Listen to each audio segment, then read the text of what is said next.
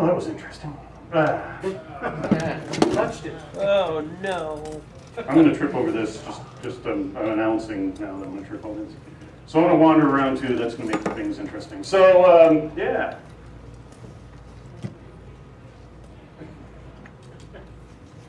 That's it, folks. Thanks for coming. Great talk, Jack. Outstanding. Love it. So, thank you. My name is Jack. This bar stool needs seatbelts. Daniel. We're here to talk about life, liberty, and the pursuit of happiness. For the English majors, that's the medial S or long S. That's just me being silly. But what are we talking about? So we're going to talk about classic drinks, bitters, a little bit of Road Warrior survival tips. And I know I have a reputation for not always being the happiest, shiniest individual in the world, but it turns out that even I believe it's okay for you to be happy at times, just don't get carried away. We don't need any more shiny, happy people, but we can have a little bit of fun occasionally, like when we Hacker Summer Camp this week. And sometimes it's just to minimize the suffering. And about that, I am not an expert.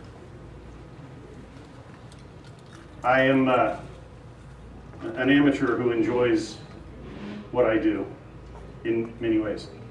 Another one that has to be here is the disclaimer. I am not naive about alcohol. I drink too much.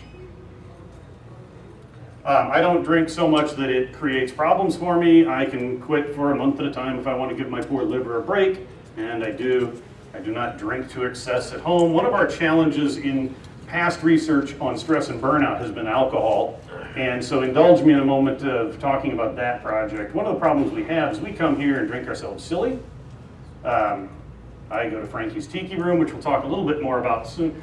And that's cool. The thing is, we don't know who in our community, unless we're really close to them physically and socially, gets falling down drunk when they're home, the other 51 weeks of the year. So don't take this too lightly, but let's have some fun. And alcohol is one of those. And in moderation, it's cool. Binge drinking is a bad idea. However, it's Hacker Summer Camp, so we're going to do it anyway. So we'll talk about a little survival tips too. So let's start with something even more basic though, because here's what we're actually here to talk about. All right, not quite. We need to narrow our focus. We're here to... The tongue. This is what we're here to talk about. The tongue. The tongue is an amazing organ. You perverts. I saw the smirk. The tongue is an amazing organ. Human flavor sensing is just stunningly complex. And, depending on your age, so I guess that's me as the token old guy.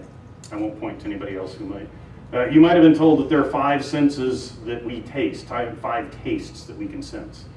And depending on your age, you were told sweet, sour, salt, and bitter. And then the last one, when I was young and the dinosaurs roamed the earth, it was called savory. Now we've borrowed the word umami from the Japanese for that savory thing. And that's why MSG is in foods, because that actually lights that savory thing up and accelerates it. You see tongue maps. You may have done this in school where they put different flavors on different parts of your tongue. If you look at a couple of them, you find that they're not all the same because somebody did an experiment. They got it. Well, it turns out we're all different, right? Anybody taste saccharin and get that nasty aftertaste or stevia?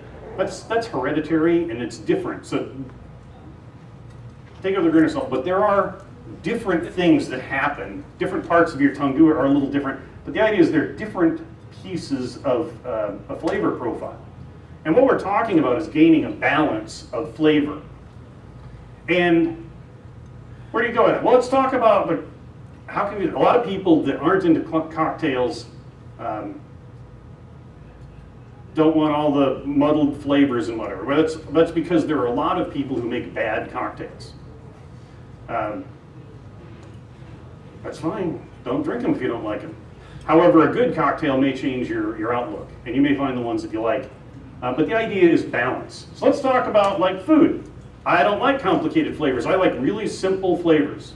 When I cook, I like to have something like a couple of turkey breasts there for Thanksgiving last year, and that's the only preparation there is a little olive oil and some black pepper and sea salt.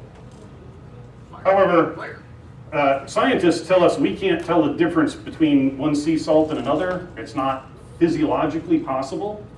However, any one of you can go to the grocery store, pick up 2 different packets of sea salt, and you will taste the difference.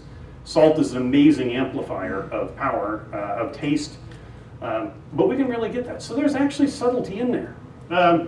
Again, on this idea of taking good food and prepared simply, I really like that idea, but what that does is allows me to get the flavors, which are pretty complex.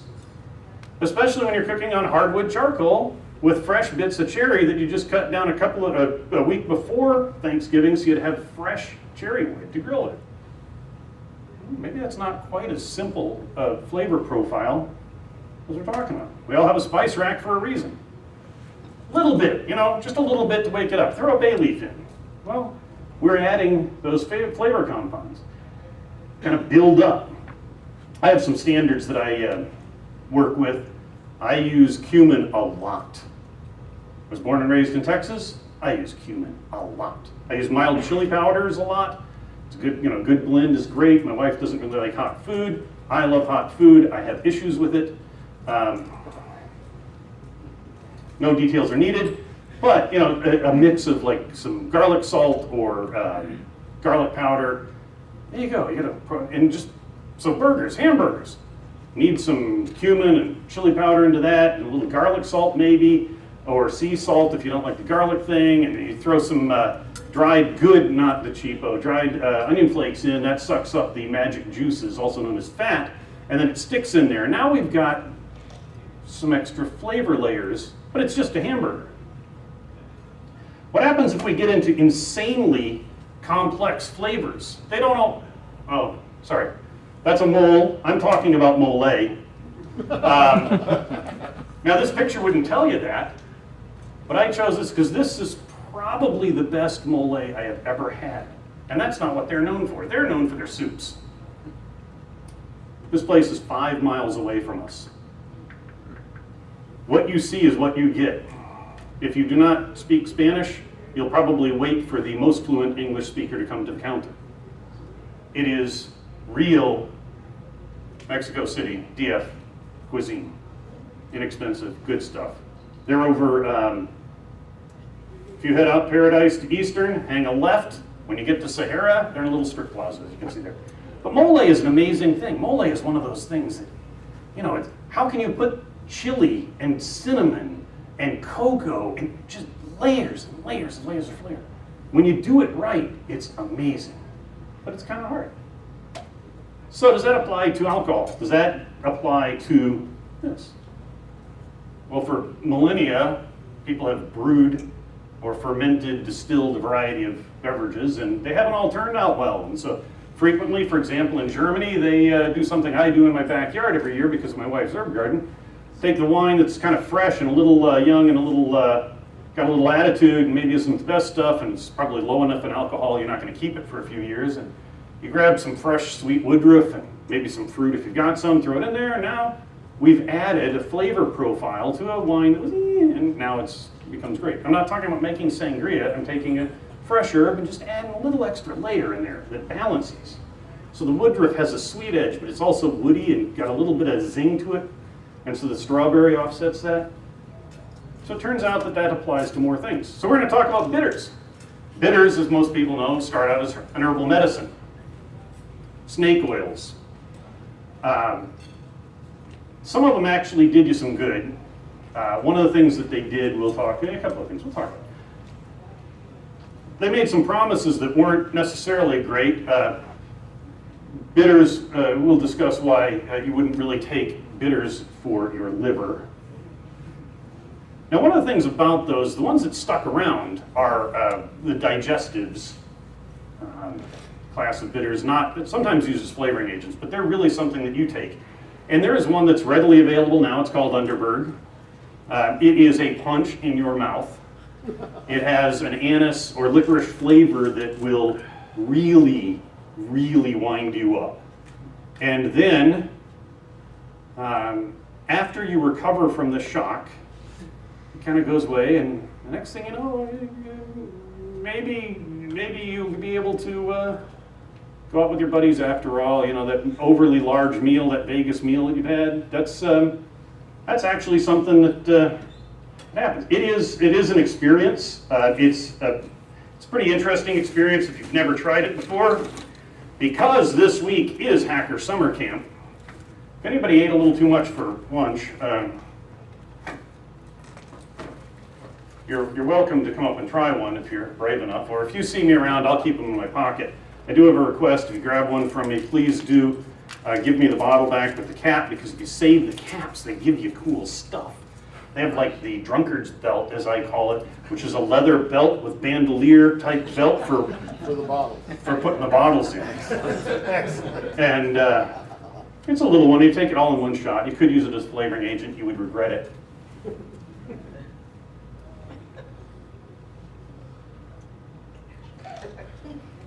Wait, gotta get that picture. Best demonstration all conference. That. I'll try one, Jack. Yes. I'll try one. Can I? Outstanding. Yes. Can you pose for a picture again? I had a little too much to eat. So the licorice or anise flavor really is ridiculously strong. Come on. Uh-oh. Don't be shy. I got about 25 here, so. Oh, that's a good the business, man. But like, only if you have an indigestion. Step right up. Step right up and get your Jack Daniels purity. Let's see how many we can. Thanks, sir. Oh, yeah, excellent.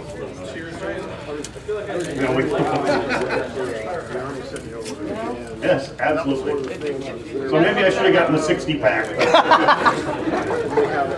Who would have thought that people 2 days into a week in Vegas would have already been in need of a digestive? It is. It is pretty powerful stuff. It actually does. It actually you recover pretty quickly. I think the worst thing about them is the bottleneck is so small. You just have to suffer, and I think that's intentional because Underberg, that sounds German, and they like people to suffer. You're not living if you're not suffering through the fun. So there we go. Can you pose for us with this bottle with the? I missed the action shot. I was trying. So thank you. Just for posterity's sake, proof. Brilliant. Thanks. Sinuses. I'll make sure you get a copy. So this is what bitters started life as. This is the most commonly available of the digestives still. One of the interesting compounds that's in there, that's in a lot of bitters, is that, look, it's science, right? This is science. That right there. This is Gentiana lutea. Gentian root is normally what is used for this. The root is used, but gentian is a plant that is just full of bitter glycosides. Ooh, science. Doesn't really matter what they are. Amarogentin and gentopyrrocin. But these are really common. So they're in there and they actually do they do something. They're not going to make your liver better. They do something. So let's talk about modern, just throw it in there. Let's talk about what we all know about bitters. Yeah. So if you have ever seen bitters, you've seen things. Look, I have props. We've all seen these. Interesting thing about this, this is like a trademark now. I don't think they've actually trademarked it. I think they encourage bogus stories about why the label doesn't fit properly. They were in Venezuela and now they're in Trinidad and Tobago. My guess is they're just on island time and somebody ordered bottles, somebody ordered labels, they didn't talk to each other. And it became, But it works. And they made a big order of both and it sort of became the trademark thing. It's identifiable. But there's this is the one we know. This is everywhere. This is behind every bar that you go to. If they don't have at least a bottle of this behind the bar, stick with a PBR and make them open the can in front of you.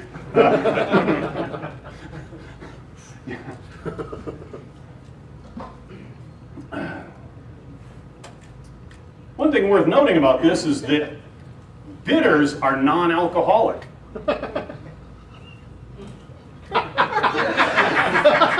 Bitters are non-alcoholic. That's almost 90 proof. Non-alcoholic. They're a food additive, like vanilla extract and other extracts. So they're categorized as food. Depending on where you live, you may find that you can't get bitters at your liquor store, depending on regulations. I think it's the bitter end that just split their business up. They had liquors as well as bitters, and they split the company into two because they had a continuous battle of people that they sold to food distributors, liquor stores, and not always the same. So it is a food additive. You may find that you can get an assortment of bitters in some places. I can get Angostura and another version of this at my local grocery store, which sucks. So if you have a good one, you might be able to get a little bit more. But this is the standard. Some people frown on this because it is common. It is common because this has survived over a century. It's pretty good stuff. It's not the only thing in the world. So some years ago, oh, that's a close-up of the bottle. Jack, you should wash that bottle off. That's unsanitary. Yeah, no, this stuff stains like you wouldn't believe. Be aware of that in the Gentian, because we've got a lot of alcohol, we've got all sorts of interesting agents. It stains like mad. You can make other people in your household unhappy with you when you spill it. I've heard that if you're the tall one of the pair, so you always keep the bitters on top of the refrigerator and don't pay attention to how close to the edge of the door, and when when somebody opens the door and a bottle of bitters this size explodes on the kitchen floor, someone might get unhappy. Bob's wife. Bob's wife. Bob's wife. So let's get into advanced bitters. Let's talk about that. So we have the basic one, and it's good for all sorts of, you can make a solid old-fashioned, a lot of basic drinks with that, and some not so basic ones. Angostura, a couple decades ago maybe, not quite 2 decades ago, introduced or reintroduced an orange bitters. This you can find at big supermarkets. You should be, anybody that's carrying bitters will probably have both. You'll probably only get a small bottle, that's all right. Any of the citrus bitters it's the power of citrus oil, bittering agents, and alcohol. Be very sparing with this stuff. This is fiery. So let's talk about more bitters. The foundation, don't go crazy. You don't have to be an idiot and go on Amazon and spend a lot of money, but if you were going to, you'd maybe go to the grocery store and get yourself some orange bitters. And maybe you're from the South, maybe you're from New Orleans, maybe you've been to New Orleans and you're fond of Sazeracs. Not to be confused with Sazerac rye or Sazerac. That is an ingredient of the national drink of New Orleans. Peychaud's bitters, bright pink. It's milder bitters than Angostura, and it's what gives the Sazerac that bright pink color. And it's got a different flavor. It's a very different animal, a little milder, a little sweeter, but it is only 70 proof, but non-alcoholic, right? It's only 70 proof. Then what happens? I don't know, you get crazy. So maybe you make your own. We'll talk about that in a minute. But if perhaps you're looking for an excuse to expand your bitters collection, and you know that Hacker Summer Camp's coming up and you're not going to have time to make enough to share, you might go on Amazon and order the 12-pack from Fee Brothers. You'll note these haven't been opened. I'm here till Tuesday night next week. You're ready. We're friends. They're liquor stores. Just saying. So there's some weird stuff in here. Rhubarb bitters. Let's go through them. Peach bitters. You know what? Maybe we're not talking just hard liquor. Peach bitters, that could wake up a sangria that wasn't quite doing it for you. What else we got? Orange bitters. They're orange bitters, West Indian orange. It's a little edgier, I think. Celery bitters. Wow, celery bitters. Just a dash of that and a Bloody Mary might wake that up, huh? Mint bitters. Mint bitters, there's another scary one, mint. Mint and alcohol. Forget mace, that stuff will knock you over. Cranberry bitters, you know, so you can, so what do you do with cranberries? Your Cape Codder, you know, you put a little zing in them. So anyway, there are a bunch of different things that are readily available. Let's talk about weird stuff. Aztec chocolate bitters. That's kind of interesting. What would you? That's something you could only stand up against a decent tequila. They have one specifically for old fashions. Grapefruit, yeah, but I mean these are just right on cherry. I'm trying to remember what the last one was. Black walnut. There's an interesting one. Black walnut's one that would probably stand up pretty well to a good bourbon or rye, I think. And then if we go even further. Thank God some people's wives don't see how much they spend on Amazon and dinner. As if that chocolate wasn't enough, we're back to my friend Mole. Think about a Mole bitters and a rum with a little body, or a tequila with a bit of body. That's some crazy stuff. If anyone's interested, after this, I do have to run to the mentorship track. But you know, maybe tomorrow we'll sit around with glasses of water, put a little drop or two in. If you want to taste, we can play. So that one, so they're readily available. You can buy them. What? Is that always true? No, there's a bitters explosion going on right now. In your mouth? Yes, actually, as those of you who tried the Underberg know, it's not quite gone yet. And I'm washing it down with something brown and strong. So making bitters, let's talk about this. I have some bitters that I would like to share with you. However, after 2 attempts at getting the Angelica root shipped to me, where it seems to get intercepted because there's probably a really stupid drug-sniffing dog at a postal facility near the place I order my bitter supplies, because 2 shipments now have been lost. I don't have any to share. But making bitters can be pretty simple or extremely complex.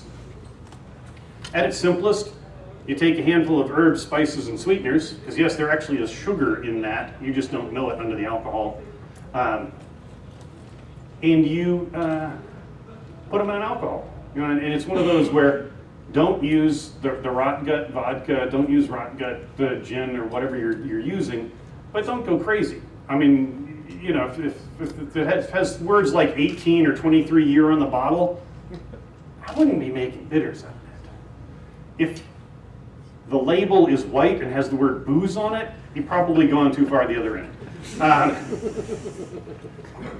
Somewhere in between, you know. But basically, you're making an herbal infusion, but you're using an alcohol. You're adding a sweetener, and some of them are very simple. Some of them are very complicated. There are a lot of flavoring agents you can make simply. If you want something that will really clear the sinuses, and you have mint growing out of control in your yard, jam mint into a small bottle and top it off with vodka. And as I said, it doesn't take much of that to wake up iced tea. I mean, it's not enough. You'll never put enough of that in to get a buzz out of, but your iced tea will clear your sinuses and wake you right up. And that's as simple as it gets. There are books on making liqueurs where you basically make a simple syrup, and you'll need a simple syrup for making most bitters. Simple syrup is just equal parts sugar and water. Making the microwave really easy. Yeah. Some people, like Brad Thomas Parsons, who is sort of the guru of this these days, recommend a stronger syrup where you do 2 parts sugar and 1 part water. The sugars you use may make a difference depending on how powerful your bitters are, or they may not. One thing that does make a difference is if you boil the crap out of it, you will get a burnt taste. If you're boiling the crap out of something that's going to be just ridiculously strong, fine, because nobody's going to know. If you're trying to go for a little more subtle flavor, no. So we'll talk about this again in a minute, but there's a gentleman named Mike Richardson. Mike is bartender at Frankie's Tiki Room. So speaking of drinking too much, there are 3 bartenders at Frankie's Tiki Room, which is over by UMC University Medical Center on West Charleston. There are 3 bartenders at a bar here in Las Vegas who greet me by name. I live 3,000 miles from here.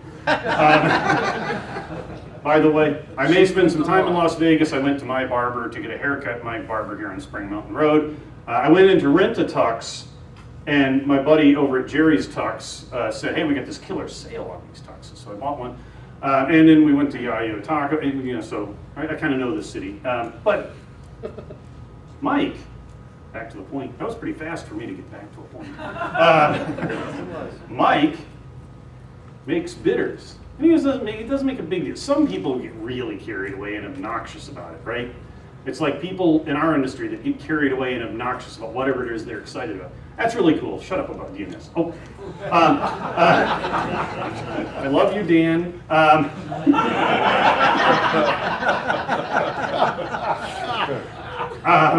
No, really, I do. But you know what I mean. Some people get a little obsessed. It's all right to get obsessed. But he's not obsessed. He's like, yeah, you know, I tend to blend my bitters. What do you mean? Well, you know, you throw some wormwood in, and the wormwood's going to reach maturation in there, and it's going to saturate, and then it's going to start to deteriorate at a faster rate than something like star anise. So he doesn't think he takes it too far, but he does individual component blends so that you don't make this mush. The mush is okay, really, it's okay to just play with it. If you really get crazy, if you're one of the best bartenders in the world, maybe you can be as crazy as Mike. But it's just a little science. Don't be put off by it. What's a cocktail? And where do we find good ones? So there are a couple places, a couple of references that point to some early articles that specify a cocktail includes liquor, sugar, bitters, and water. And this is a century-plus old definition.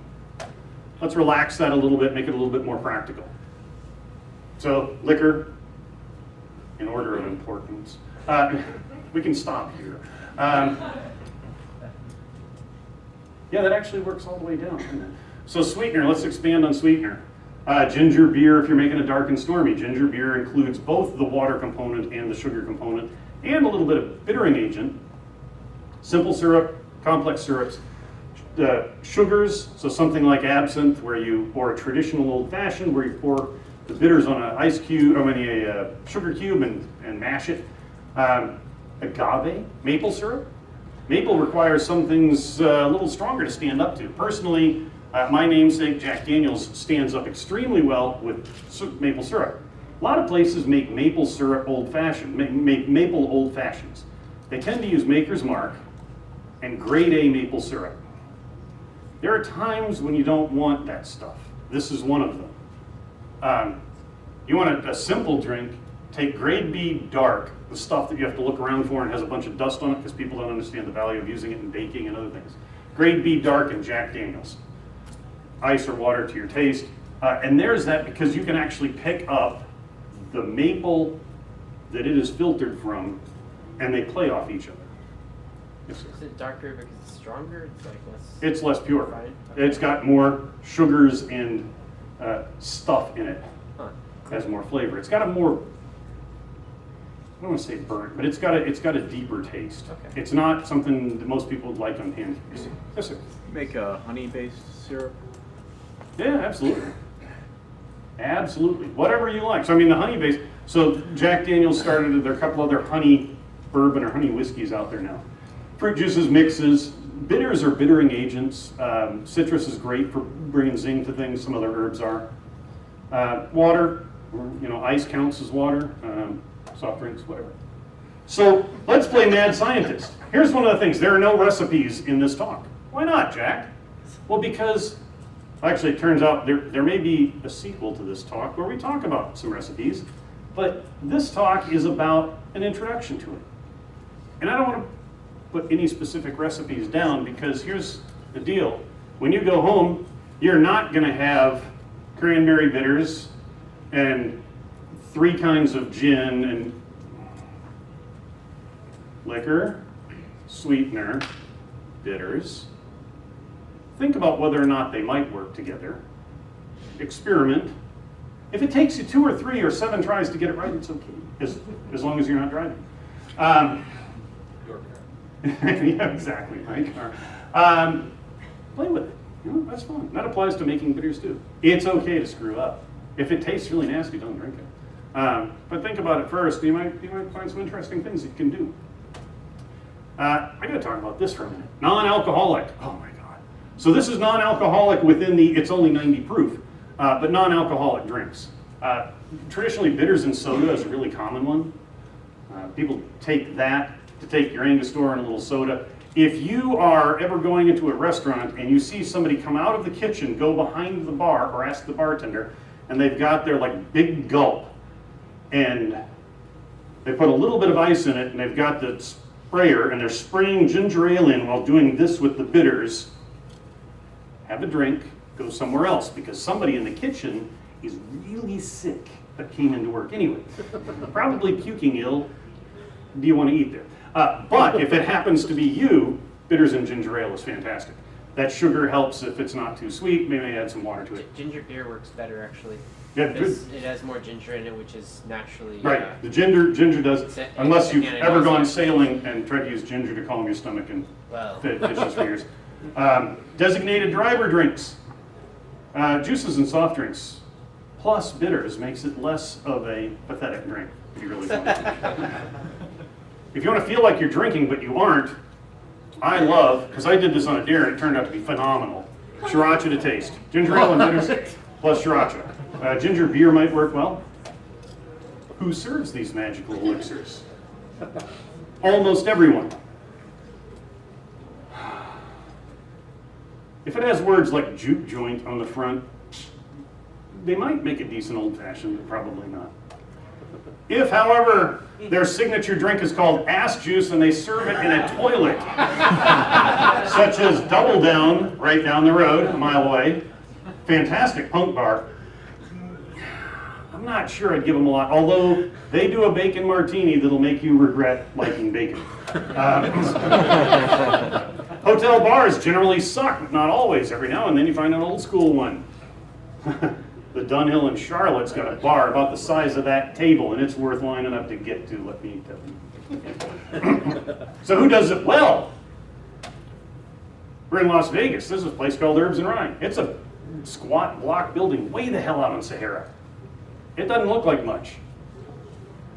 Prohibition themed, red velvet everywhere. Gangster movies on the TV all the time.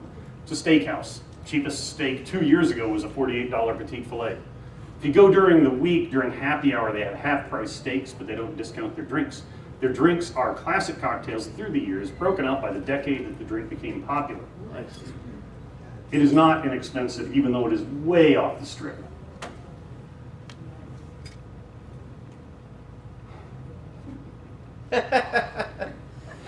Frankie's Tiki Room is simply amazing. They serve you things like this, but it really has layers of flavor that you get to. Yeah. have you been to Smuggler's Cove in San Francisco? I have not. Next time you're there, you need to. So you go there and you find something that's promising and you order a drink off the menu, because first of all, order drinks like you know what you're doing. If you have a specific beer, if you ask for the beer list, don't say what do you got. Trust your bartender. If you think they're good, they'll make you something interesting. Oh, detour, this is gonna be quick because we're running out of time, but let's talk about ice for a minute. This is often your best friend in the hotel. And you know why that is? Because the hotel is fed municipal water, which sucks. But there's this thing over there on the side. If it's a decent hotel, what the hell is it? Oh my God, that's a multi-stage filtration system. The water that you get out of there, if this is maintained, actually gives you good cold water. If they're poorly maintained, they're full of mold and they'll make you really regret doing it. However, it may not be any worse than the municipal water. That ice, if you have in your room, when it melts, this is amazing science, when ice melts, it turns into water. You can drink that. Witchcraft. So if, What if I Prove it. boiling? yeah, so actually we're going to talk about that next. Ice your sports drinks. So I'm a big fan of Gatorade as a preventative. We'll get to that in a minute. Ice everything to cut down the amount of sugar you're sucking in, unless you're trying to, get even worse. Even the nasty coffee tastes better if you take that melted water, if it looks safe. Speaking of boiling, this is getting really off on a detour. Boil your water. Don't take it out of the hot water tap on your house unless it's a fairly new house, and even then it probably is going to taste funky. Boil your water if you're trying to make cool ice cubes, like a really big block ice cubes for old fashions, or you've got your Darth Vader head, ice cube tray from Think Geek or whatever. Boil the water, drives the oxygen out, let it cool, make the ice with that. It's not going to be perfect, but it's going to be a lot clearer. It's going to be distorted less. You're going to have Gooder. Before we leave the hotel room, this is just generic stuff, especially if you've been drinking.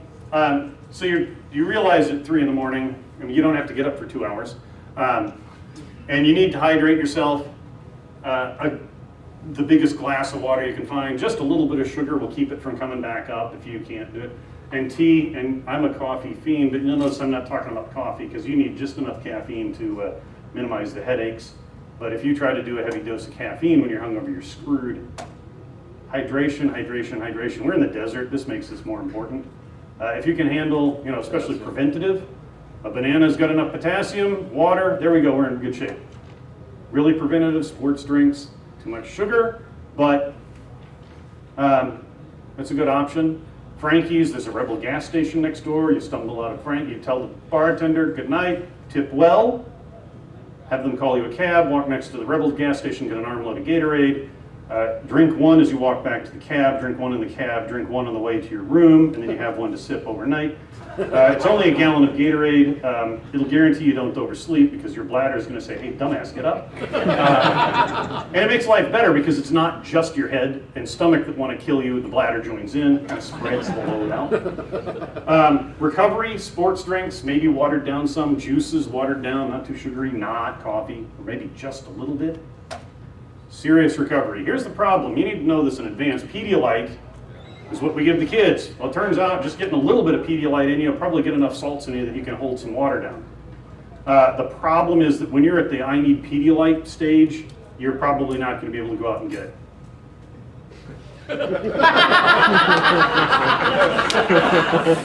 Tomorrow morning, when you guys are in trouble, I will be prepared to make Pedialyte mimosas for you. Pineapple Pedialyte mimosas.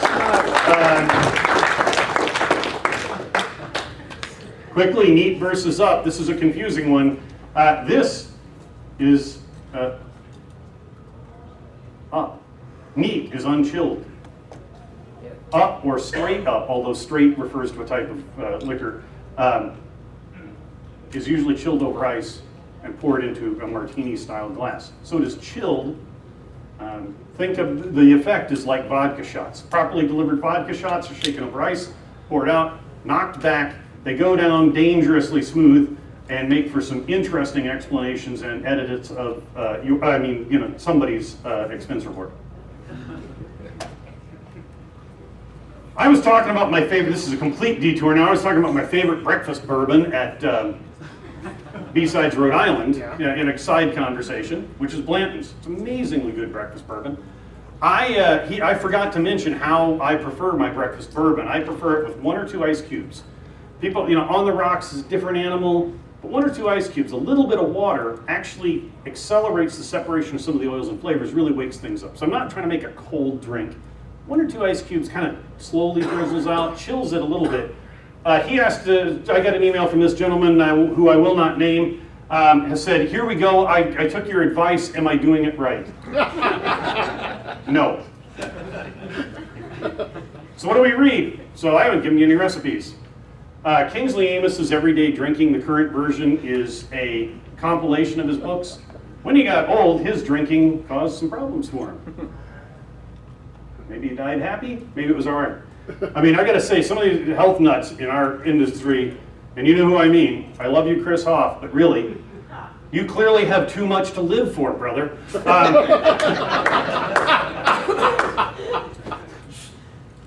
That's a good book. One of the greatest tips here is, if you're having a party, quantity over quality. Now, if you're doing a bourbon tasting or a single malt tasting, you go there. But if you're just having a party, get the mid-level stuff and don't run out, right?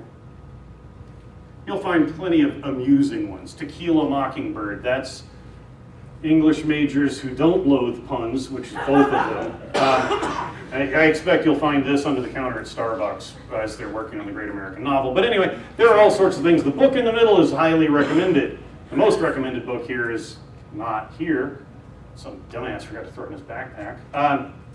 The Bitters book, though, is Brad Thomas Parsons. He has really documented this re-explosion in bitters. It's actually 2 pamphlets and a small book. One pamphlet is a history of bitters and cocktails.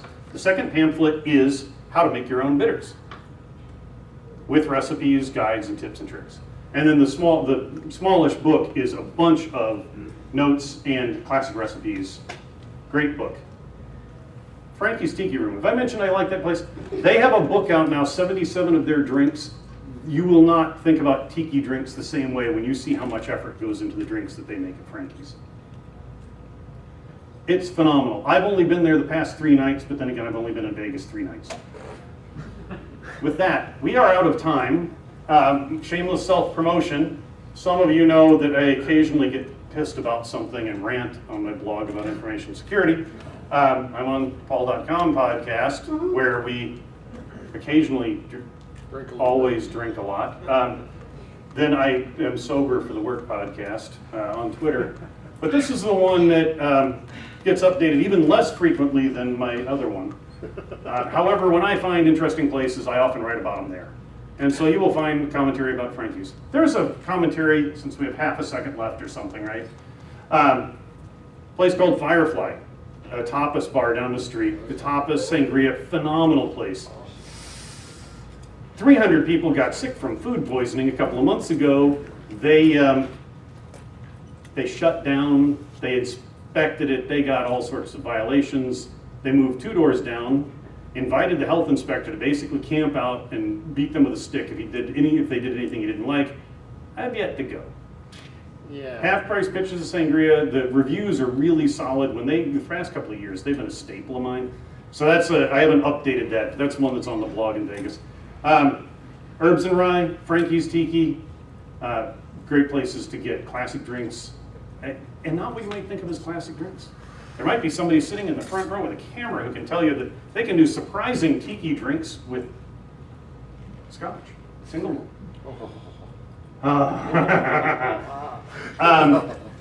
And with that, ladies and gentlemen, I'm going to run down to the new speaker track, and I'll be around, and I'll probably leave that bag somewhere. And so if tomorrow people want to take a little splash of water and try some of these, go for it. Or if you walked up with a glass that maybe had something in it, we could. Thank you.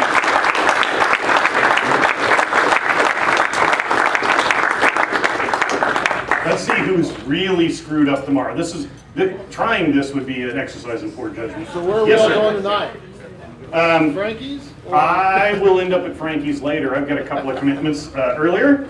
Frankie's is not very large. Don't go there expecting food. They have no food whatsoever. No food at all. Not even a Twinkie. Oh wait, those don't exist anymore. Oh, they're going to trade their back. That's really unfortunate. You got a truck full of you. And with that, I'm going to pack up and get out of the way.